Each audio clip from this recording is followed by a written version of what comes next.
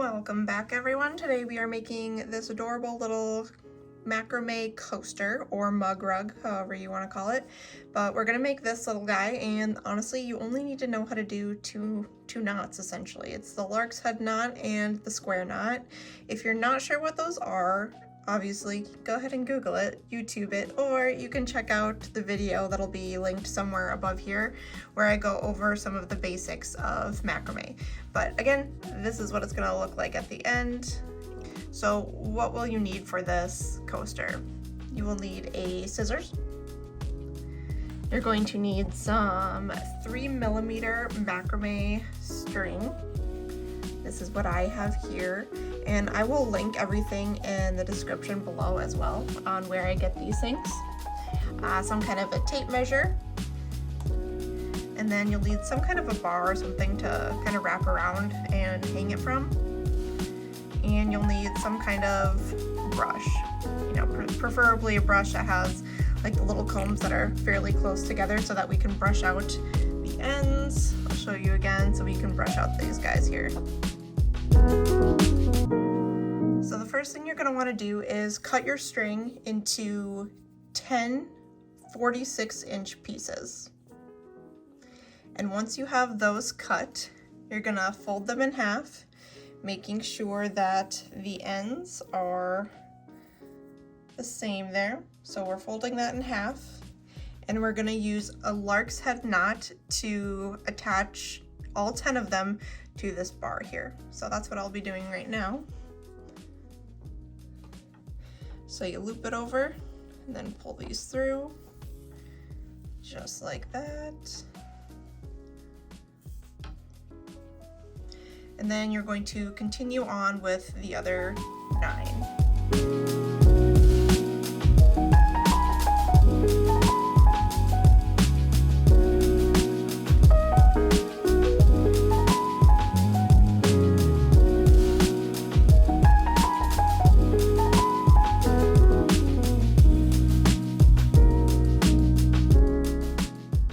I wanted to point out as well, when you're doing this, you don't need to push these so close together like that. You can give them a little bit of breathing room when you're selecting a bar or something to wrap it around. So the larger the bar, the longer the fringe will be at the end.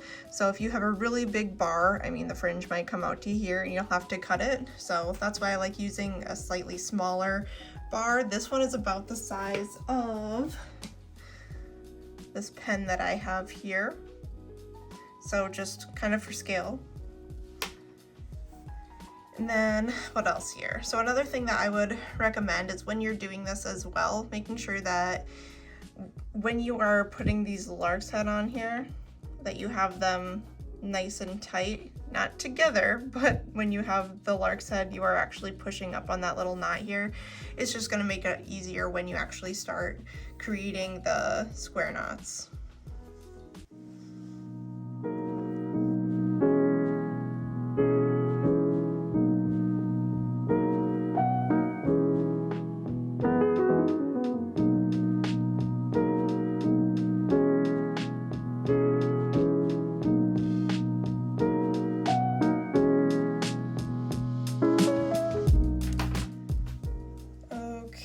And then we've reached the last one here.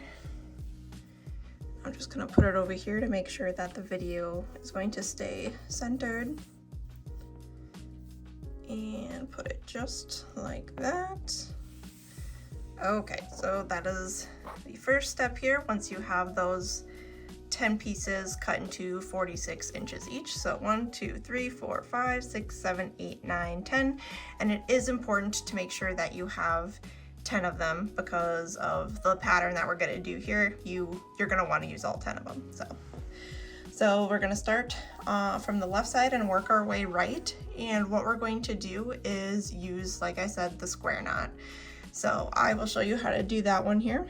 So you're going to take the first 4 strands, and you're going to take the strand on the right hand side of that and kind of make a backwards number 4 as such. And then the left strand, or this left string, is going to go under that right strand, and it's going to come back and through this loop. So just like this. And then you're going to want to, I always like hold on to these middle pieces here while I am pulling on both sides. Again, it just helps with the tension and making sure that the knot is nice and tight. So let me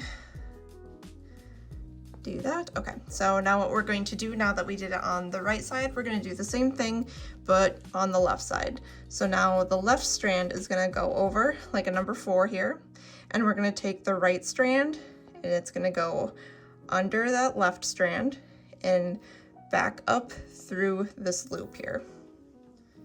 So we're going to look just like that. And yeah, that's what it's going to look like. That is your first square knot.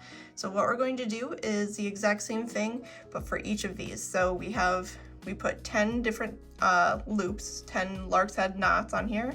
So you are going to have 5 of these square knots. So 1, 2, 3, 4, and 5. So we're going to do the same thing across. And again, I'll show you how to do that here. So we're taking these 4 strands, take the right one, bend it like this. The left one goes over that right and under and through that loop, and then you pull, and then you take the left and that goes over both the middle, and then the right one goes over and under and through that loop again, just like that. And that is the square knot, and that's what we're going to do throughout this entire process.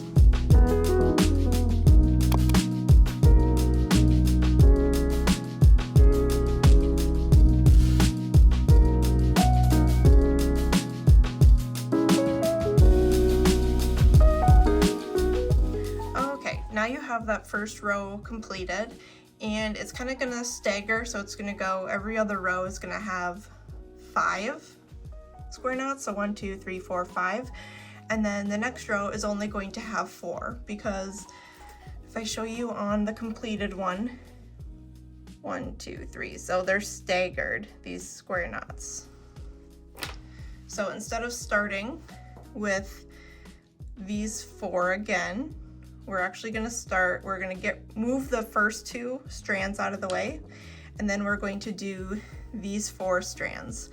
So it'll be the 2 left strands of this one and the 2 right strands of this one. And you're going to do the same thing. So the right goes over, the left goes over, under, and through, like this. And when you're doing this, you don't want to pull extremely tight, but you do want to make sure it's fairly snug right here. And sometimes when you're working on it, it might kind of start looking like this. So that's why it's important to make sure you have these middle ones pulled down there.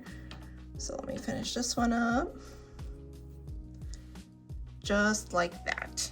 And so now we are going to go along this way, and then we'll get back to that next row where we have 5 square knots again.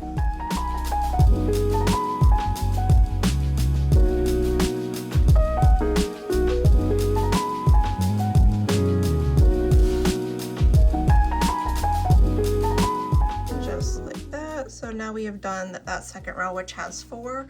Now the next row is going to have 5, like this first one, and then again we're just going to alternate between the 5 and 4. So this one gets a little strange just because of this side here, but we are going to use those first 4 strands again. And so when we're doing this one, we're going to still do that square knot,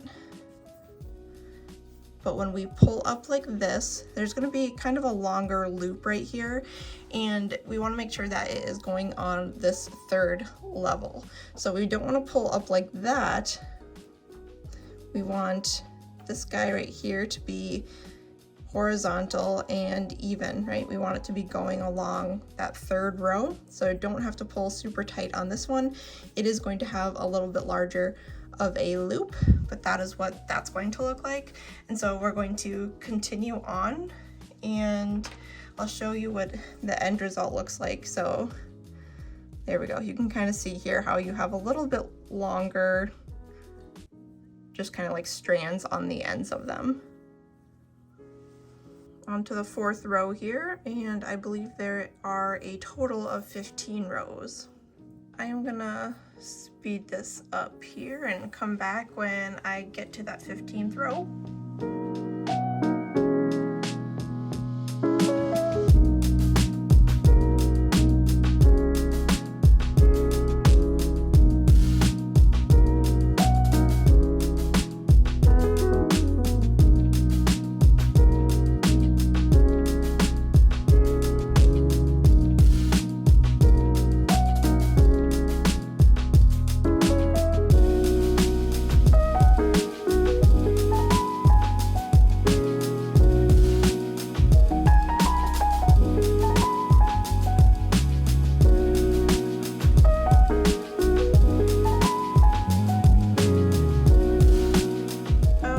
Have 15 rows. 1, 2, 3, 4, 5, 6, 7, 8, 9, 10, 11, 12, 13, 14, and 15 here.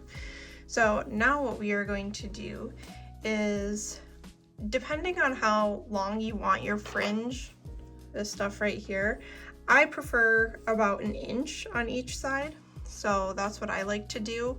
And I'll kind of just take my tape measure. Nothing has to be extremely exact, right? But let me see here. I didn't even measure this before. So this is roughly 7 by, what, 3.5 or something? Yeah, so roughly by 7 by 3.5 once it's completed. And so what I'll do here with the fringe is just kind of put my tape measure there, find wherever 1 inch is, and I'll cut just a tad lower than that. So about right here. Of course, that is out of the shot here. Hold on. There we go. Okay, so about right there is 1 inch, probably a little bit longer.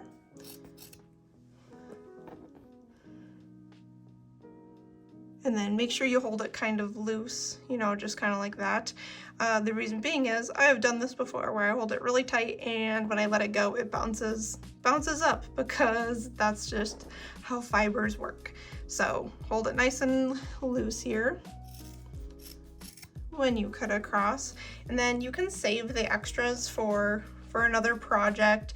There's typically 2 strands that you'll see that are a little bit longer, so I always like to save those and use them for something else. Okay, so once we have that done, this is when I'll go ahead and start brushing it out.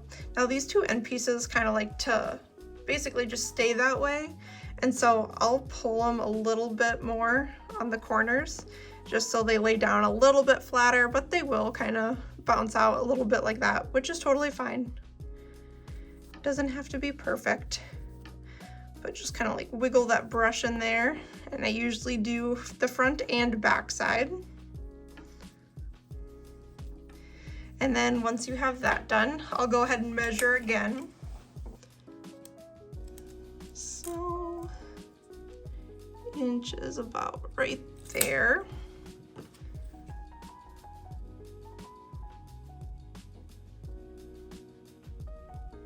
Cut it like that, and then that is kind of the basis for the rest.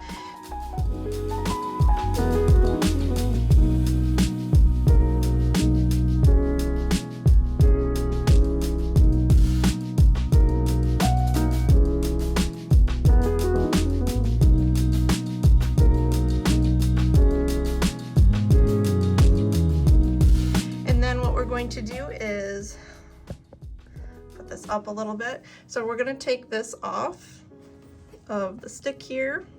So I'm just gonna slide it right off, just like that. And what you'll be left with is something that looks similar, since that was the stick. And depending on how much you have left over, it'll depend on, again, what size bar you used. But I just kind of unravel it like this. And if you want to make it a little bit easier, I usually cut each of the loops first. Maybe. Okay. So 1.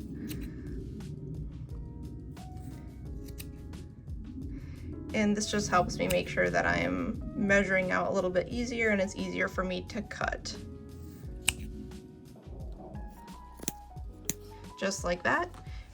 And then I'll do the same thing that I did with this other side. So I will be right back. I'm gonna measure about 1 inch and brush it out. Okay, just like that. Again, I'll brush this out a little bit better, but there you have it. You have your nice little boho macrame coaster there. And obviously you can make it in whatever color that you want, but I like to sell these in 2 and 4 packs. That's just my preference on it. Alright, so let me know how you like this tutorial in the comments. If you would like more tutorials like this, or you have ideas for future tutorials, definitely let me know in the comments. Subscribe, don't forget to like the video, and I will be back for more, don't you worry. But thank you so much for hanging out with me, because you know, this is what I love doing. I love teaching people how to do new things. So hang out with me, do whatever you need to do. Let me know in the comments, and have an amazing day.